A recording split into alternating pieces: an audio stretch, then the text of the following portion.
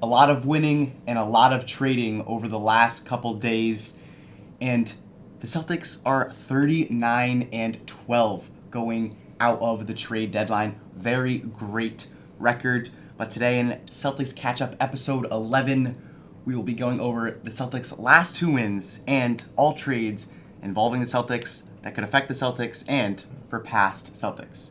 Without further ado, I'm Vinnie Carbone. And I'm Brady Levinson. Let's get started. Ball fake, one more. Tatum! Oh, he caught one! 2 quick game recaps before we get into everything involved with the trading. But on Sunday, blowout win against the Grizzlies, 131-91. G League team. Basically. And the first half was a little bit close, but then, the second half and the end of the second quarter was kind of just a pull away. I think we scored 70 in the first half. Yeah. And it was unreal. But Jordan Walsh late in that game, his first ever NBA points. We may or may not talk about him a little bit later. You'll have to wait and see. But then on Wednesday, we beat the Hawks. A great win, 8-point win, 125-117. The Hawks were a little bit shorthanded again. They didn't have DeJounte Murray. Yep. But it was a solid overall dub. Brady, how did our top 3 and 4 players play in that game? Well, big spotlight in that game on Derek White and Kristaps Porzingis. Yes.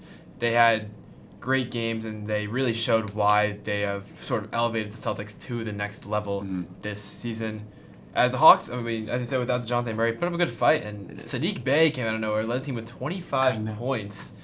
Seems like he always goes off playing the Celtics. It's something about him, I don't even know, but Porzingis and White, they were great in the clutch. Porzingis had that dagger 3 at the end that really put it away. And fourth quarter, Derek White is a different kind of basketball player. We're upset that he didn't get into the All-Star game, but he was close. He was close. Maybe another injury or 2 could have got him in. But regardless, Porzingis and White had a huge impact in that game, which we love to see out of our third and fourth options. Yeah, and 2 great, solid wins. Yep. And now, Brady, we can talk a little bit about some of the players the Celtics have acquired. They have acquired Xavier Tillman and Jaden Springer. Xavier Tillman, 6'7" forward from the Grizzlies, averaging 6 points, about 4.5 rebounds in 20 minutes per game this year. But I think the real reason we picked him up was because of his defensive ability. 1.2 steals and 1 block per game is pretty elite for that amount of minutes. That's not a lot of minutes, and he's playing good. Yeah. Brady, what are your thoughts on Xavier Tillman? I like the pickup. I know the Celtics were not expected to make a big splash at the deadline, and we didn't, and I'm okay with that. Brad Stevens is really good about finding those diamonds in the rough players who don't have a huge role on one team, bringing them to Boston and getting them into a better role that can help us hopefully eventually win a championship. Tillman is a great defensive presence, as you said. He's going to give us some depth at the forward position, which we didn't have a lot of going into it. And yeah, I think it's great. And Tillman's going to have some good minutes and be just a really good defensive player for us down the stretch. Yes, he will. And speaking about those diamonds in the rough, Jaden Springer might be someone of that sort. The 6'4" guard from the 76ers. He's averaging actually 8 points in his last 6 games. So these last few games, he's been playing pretty solid in very limited minutes. But Brady, tell me your thoughts on Jaden Springer that Brad Stevens picked up. Yep, Jaden Springer, I love that pickup. Not really who we expected, because there were rumors that Stevens was going to go out and get some other big name. He ended up with Jaden Springer, but honestly, for only a second-round pick, I think he's a steal. Definitely. He's I was looking at just some research on him, and he's known as somewhat of like an energizer bunny. And he goes around, he gets boards, he plays great defense. He's a very athletic and versatile player. He can really play 1 through 4 pretty well. And I think that's exactly what we need off the bench. We need some good energy off the bench.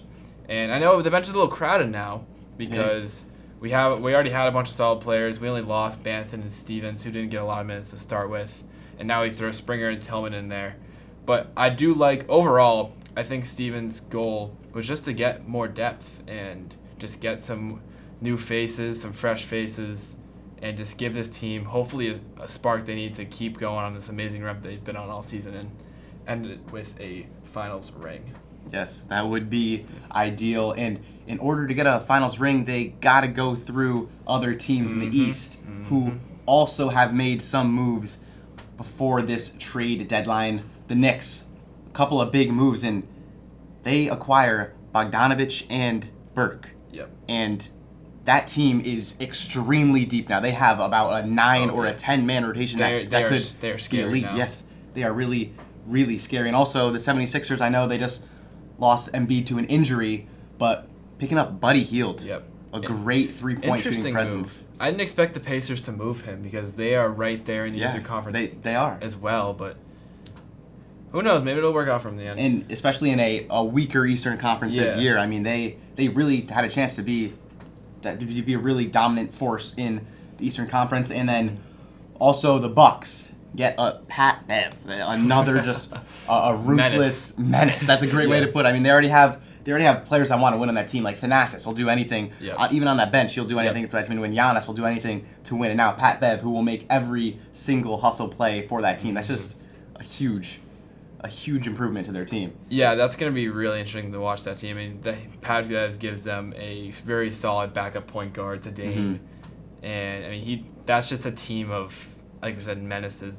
That's going to be a tough team to beat come playoff time, especially with all the experience that they have. Yes, it will, and that's only in the Eastern Conference. And in the Western Conference, we could talk a little bit about some former Celtics players who have been moving around, one of which, Gordon Hayward, who we know unfortunately suffered that gruesome leg injury in his first Celtics game a couple years ago, but he has moved to the Thunder. He provides some veteran presence on that young Oklahoma roster, and I think he'll fit in quite well over there, Brady. I agree. Obviously, a lot of young talent on that team.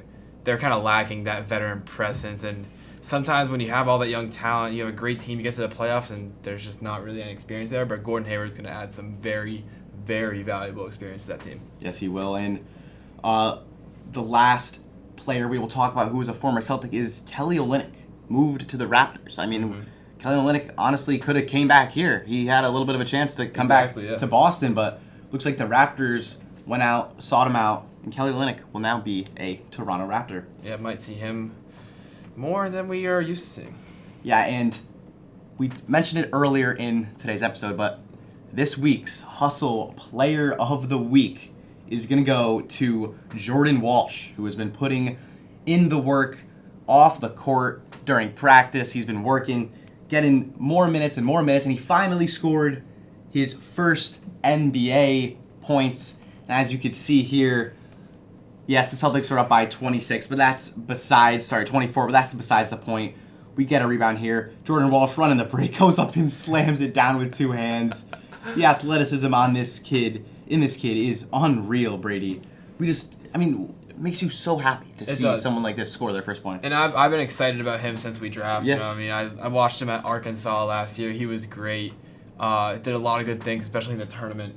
And I've been really excited to see what he's going to do for this team. Hopefully, we'll start to see him carve out more of a role and do so in the next coming years as well. Yes, sir. All right, that's going to be all for today's episode of Celtics Catch-Up. Celtics play the Washington Wizards tonight, who are going for their 10th win of the season. Wow. That's going to be an interesting game to watch.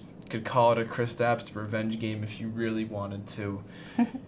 But we have another big game on Sunday against the Miami Heat in Miami. The Heat are hanging around. They aren't the Heat that we've come to know over the past few seasons, but still a team to watch out for in the Eastern Conference. I think they're in a play-in spot right now.